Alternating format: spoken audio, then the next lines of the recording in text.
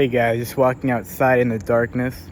I actually quite like it because it's so dark outside. By the way, it's around 10 p.m., so very late.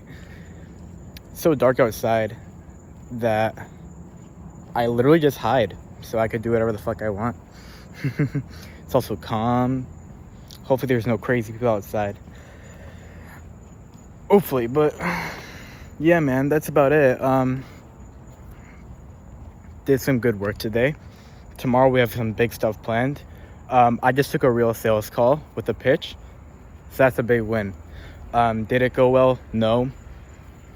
It was actually very close. I'm not even gonna lie. It was very close. I just got I forgot some things during objection handling, and I didn't. And there's also this problem where the pitch is great, but again, it's like the pitch is really just a promise, but the pitch is a promise, but like, so therefore they don't really buy it because it's obviously just like an explanation. But the thing is, like, they don't ask any questions. After the pitch, they're just like, okay, you claim this big thing, what's the price? And it's like, dude, you're supposed to ask 1,000 questions so I could show you everything. Oh my god. But yeah, those little shit like that. And then therefore he didn't have enough clarity to have confidence on the product and if it worked. So it's like, but sorry, he didn't have enough clarity on the product or anything. And so when it got to the price, he had this fucking dumbass objection of, I don't know if you're scamming me or not, when I literally have a testimonial, a video testimonial. I have text messages from customers to tree services, all the numbers. You could probably search them up on Google and you could probably find some people with different professions, which means that they're actual customers. The tree service that recorded the testimonial is searchable, and you could call him if you want, but he probably won't answer. And the guy just had all these excuses, but I should have handled it better. That's my fault, but regardless, man, the guy had these dumb objections. So yeah, I couldn't get the deal closed. The guy literally claimed that my video was like AI, was like made artificially. Like, what? I should have pulled the Kai thing, where Kai, he was like, I'm like, Wayne, I'm gonna shoot you straight here. It seems like you're looking for reasons to not get what you want, which using me as a vehicle. It seems like you're like visualizing things. Because bro, I was literally loading up Washington Tree Service, and the guy thought it said Matthew Abreu, which is my last name. And obviously it seems innocent, but the guy was literally just trying to visualize that the guy was related to me so I could tinker with it. It's honestly just crazy, but yeah, it's fun, it's practice. And the good thing is that the thing that makes me happy is that I'm getting these failures out the way early so I can get better faster. And I'm also happy that I'm getting pitches quickly. I'm not like almost getting pitches or like working towards it, which means I'm gonna have a lot of shots on goal, I think. At least enough, you know? So it feels good. But yeah, we have a shit ton to do tomorrow. We gotta do our outreach. We gotta do some hiring. We gotta do some sales calls. Hopefully get some clients moving forward, bro, because they're just not doing anything. Thomas is not moving forward. Fucking Lino the ads have been ready for like a week, bro. And like, what the fuck is happening, bro?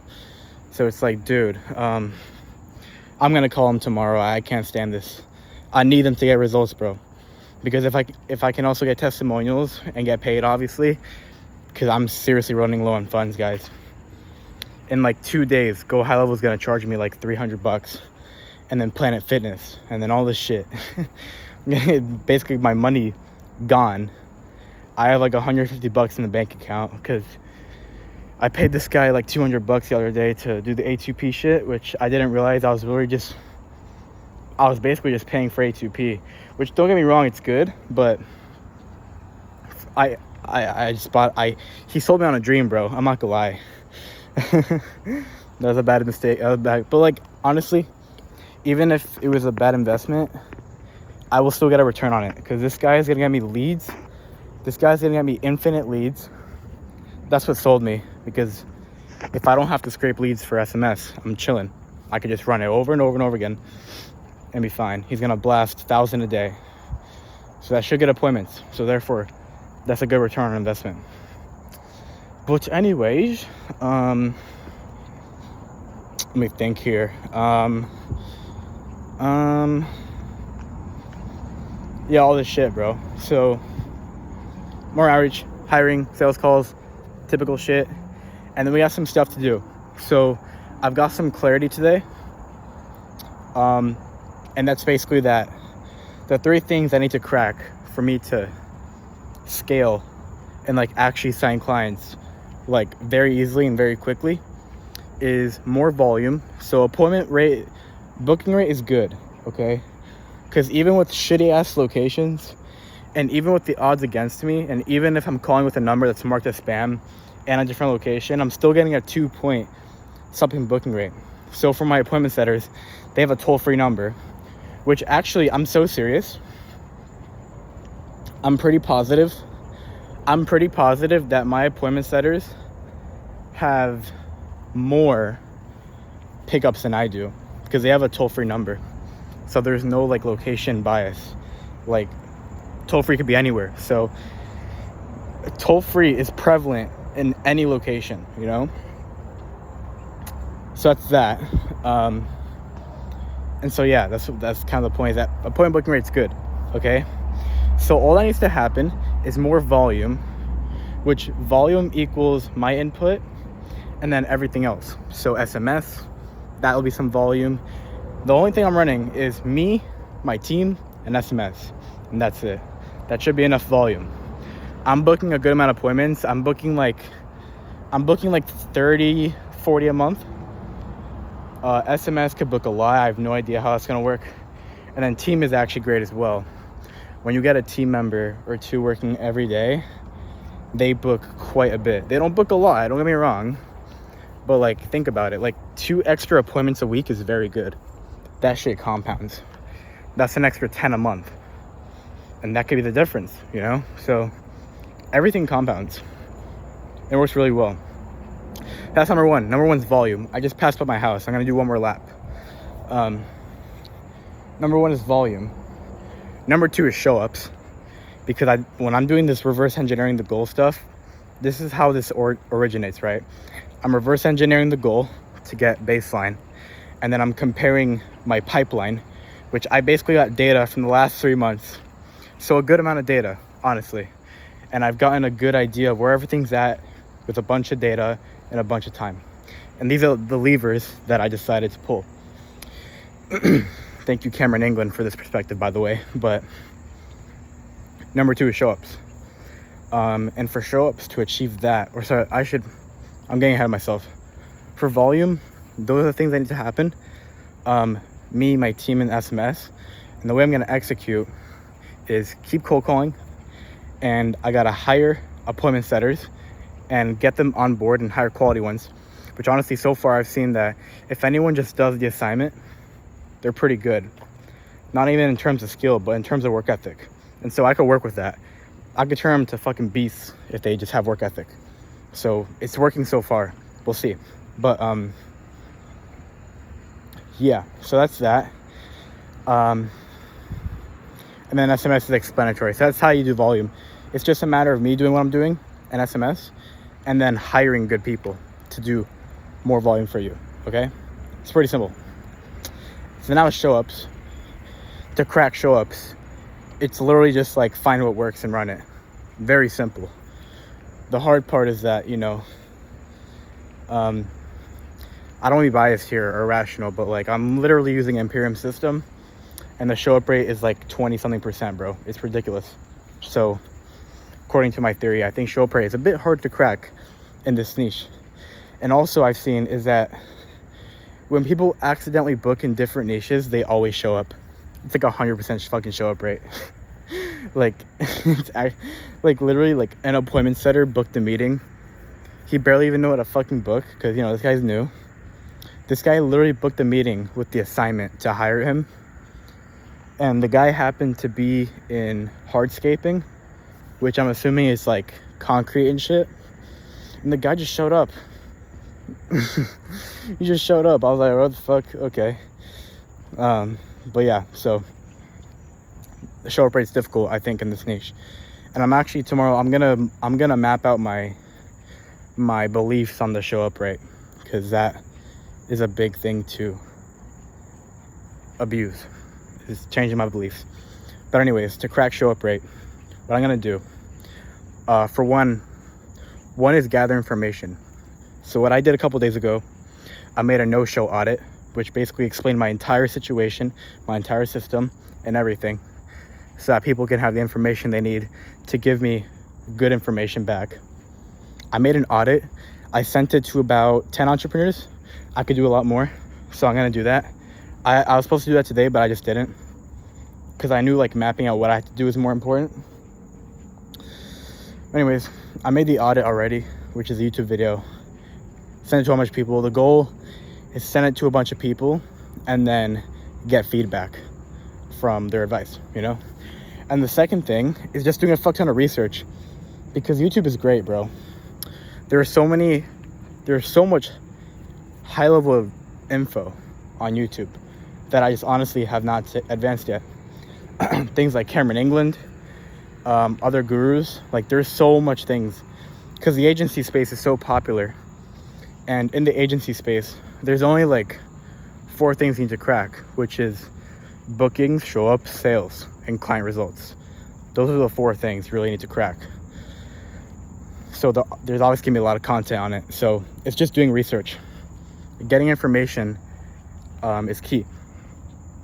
And with that information, what I could do, instead of creating the perfect plan, because that's not gonna work, what I could do with all that information I have and everything I know about everything, I could pick like the top 4 levers to pull to influence the show up rate.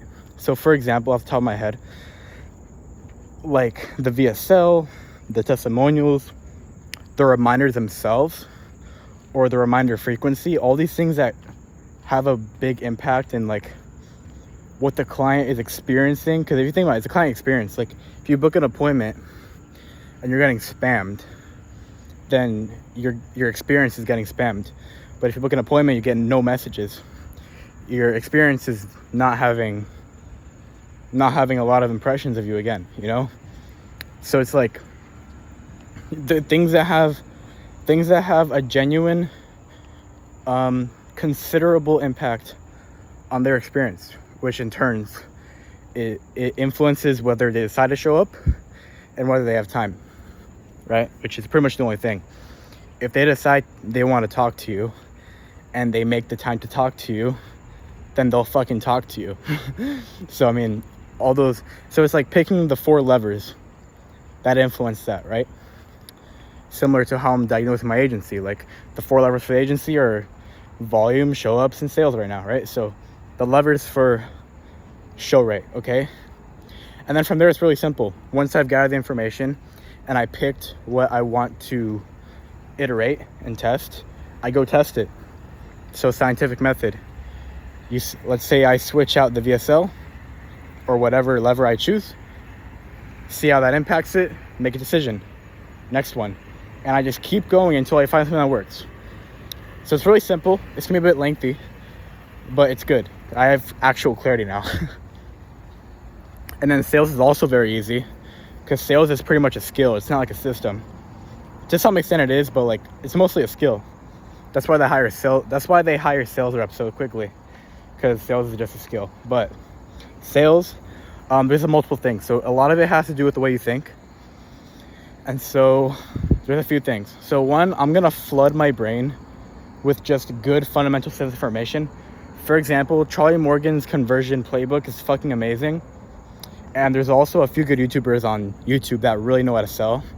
And I'm just gonna like flood my brain. So like, instead of doing dumb shit, I'm just gonna turn those videos on, listen to them.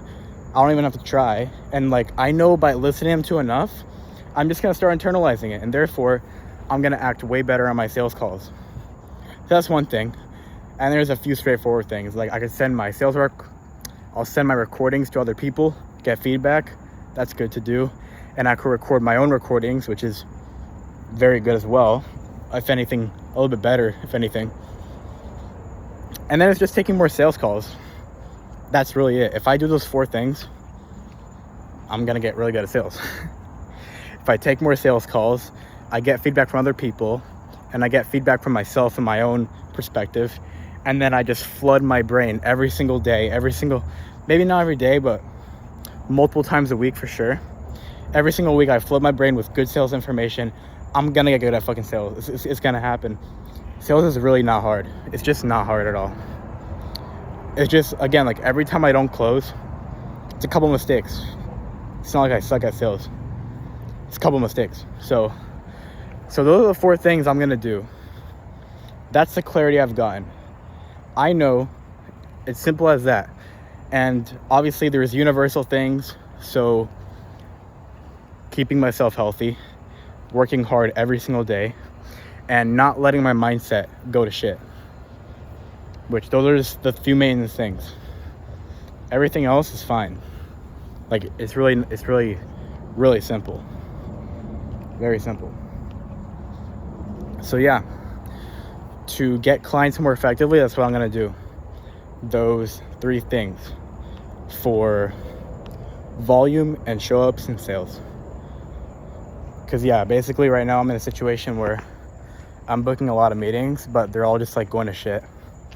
They're either booking or they're showing up and they're not getting sold. So if I do that stuff, that should equal money. And by the way, today's sales call went pretty well. He was actually like, dude, if he didn't have that objection if he didn't have that lack of trust, honestly, and he didn't get burned so much, like literally, he was thinking of putting down 800 on the call. He had no problem doing that. So all right, see you guys later. I'll see you guys. It's very late right now, so I hope I can wake up on time today. Feeling good. All right, see you guys. I love the world.